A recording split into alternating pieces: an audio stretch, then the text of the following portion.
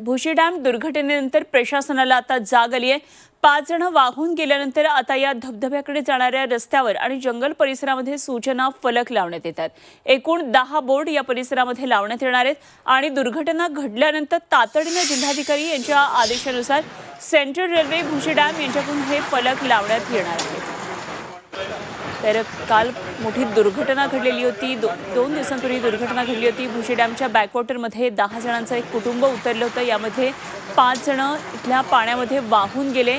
या ठिकाणी कुठलेही फलक सूचना फलक फारसे लावलेले नव्हते, त्यामुळे आता प्रशासनाला जाग आलेली आहे आणि आता अशा प्रकारे या परिसरामध्ये 10 बोर्ड्स लावण्यात येणार आहेत।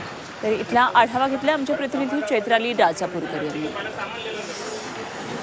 लोणावळ्यामध्ये एकाच कुटुंबातील 5 जण वाहून गेल्याची दुर्घटना घडली आणि त्यानंतर आता प्रशासनाकडून पावलं उचलण्यात आलेली आहेत। प्रशासनाकडून आता या ठिकाणी बोर्ड्स लावण्यात येत आहे। नागरिकांसाठी जाहीर सूचना असल्याचे हे बोर्ड्स आहेत।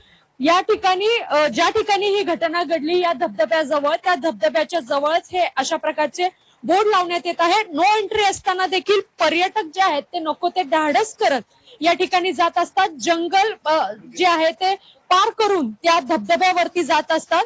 मात्र अशा पर्यटकांना सूचित करण्यासाठीचे हे बोर्ड जे आहेत ते सेंट्रल रेल्वे भुशी डॅम यांच्याकडून या ठिकाणी लावण्यात येणार आहेत। एकूण 10 बोर्ड या संपूर्ण परिसरामध्ये पर्यटकांना सूचित करण्यासाठी आता लावण्यात येणार आहेत।